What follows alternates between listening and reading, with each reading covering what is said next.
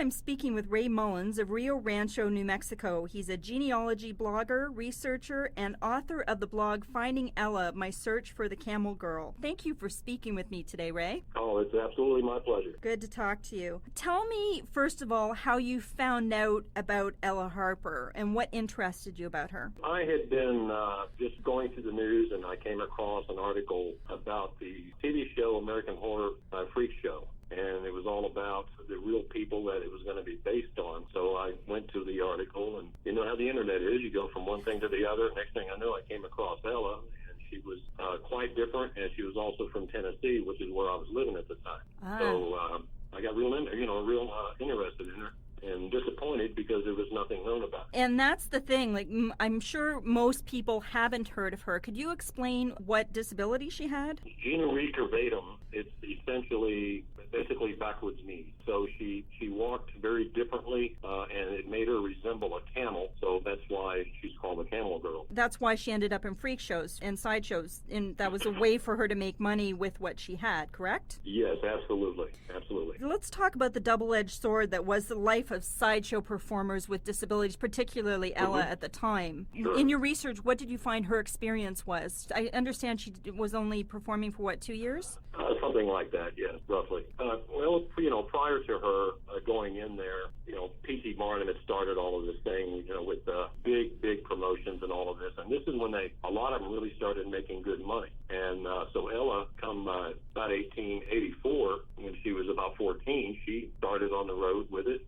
And was making very good money. By the time she got out of it, she was making the equivalent of about $5,000 a week. Very, very well set there for quite some time. So for her, at that time, it was good. I mean, even though people were coming in to gawk at her, she was making really good money. Now, how did she feel about it? I don't know. And I consider that the fact that she was a young teenager at the time, probably didn't handle it too well. Yeah, I would think. You've been in touch with her family, correct? I've been in touch with 2 or 3 different members of her family, 3 actually. Yeah. So they didn't know have any letters or anything about what her emotional experience was in that? No, absolutely not. One of them, Ella had a sister named Willie that had died in 1895. And her great-granddaughter I talked to, and they had no clue that Ella was even there. Even though they were doing the genealogy, they hadn't found out about what Ella was truly like. Right. And so they were, quite tickled to run across that. And I got a friend from Texas that had contacted me. She was from Ella's foster brother down that side, and she had contacted me first. And she wasn't that aware of Ella. She knew of her as far as in the tree, but that's all she had. Because Ella only performed for 2 years, my understanding that she left to go back to school. Is that what you found? Well, that's what she was supposed to be doing. I mean, that's what was on her pitch card, that she wanted to go back and have a regular life and go to school and learn a skill. But actually, part of it, too, I think, is that, she was being passed off as being part camel, because they would lie about a lot of these things during these sideshows. I saw some newspaper accounts where she had been debunked by the reporters. So and right after that is when she disappeared from the newspaper. Right. So she was probably being harassed because of being debunked. Yes. Yeah. More than likely. And especially if you are a teenager and you're dealing with self-esteem issues to begin with, that's just going to compound things. Absolutely. And she was at the ripe old age of 16 at the time. Wow. She was so young. From what I understand of your research, you've found out that it seems to be a genetic thing in her family because there's recent family members that have had some similar issues health-wise? Yes. That first friend of mine from Texas, one that comes from the foster brother, due to her DNA, we were able to find out that her foster brother was actually Ella's half-brother. This particular woman in Texas, she had to have some surgery on her when she was first born. Not in the knees, but it was dealing with joints. The great-granddaughter that I talked to, Willie, her daughter had to have some work done. And that's 2 right in the direct lines there. So that tells me that it's the Harper side because that's the side that the friend in Texas comes from. Okay. Did she have a twin brother that died early? Yes, she had a twin brother.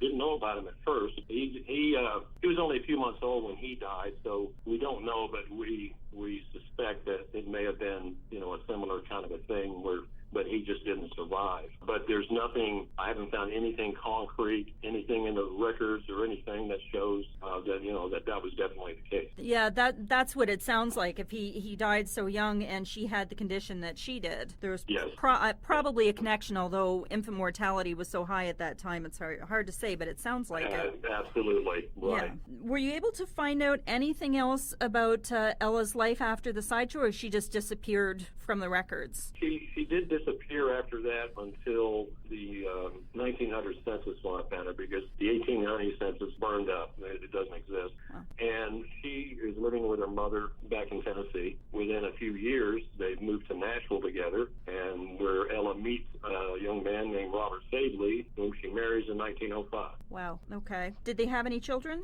Yes, they did. The following year, they had a young daughter named Mabel, who died at about 5 months old. And then the following year, they adopted, not the following year, several years later, they adopted another girl who was actually an infant when they adopted her, and she was only about a month old when she died. Wow, so she just had a very overall sad life. It actually kind of gets to you when you go through this thing, and you get kind of attached to some of these people when you're researching them. And I've done 30-some blogs. Ella is still my favorite.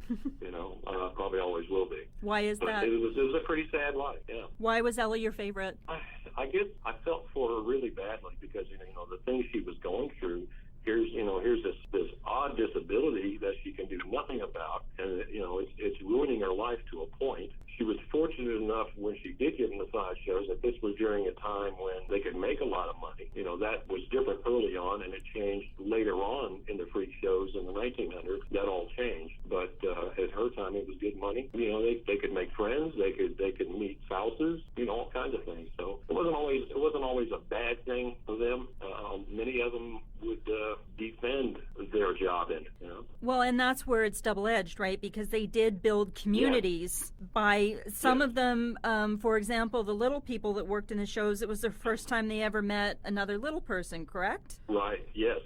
Yeah, and but it was others. I mean, you could have a bearded lady marrying a thin man. I mean, just for example, just something like that. I mean, many of them met people that they and found love that they never probably would have found if they'd stayed home. Exactly. So even though they were being exploited, there was a positivity to it. They had community. Yes.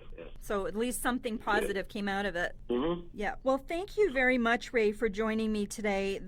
Ella's story has been so enlightening, and thank you for bringing her story out of the shadows to a new audience. Oh, it was my pleasure to research her and my pleasure to tell you about it. Thanks so much, Ray. All right.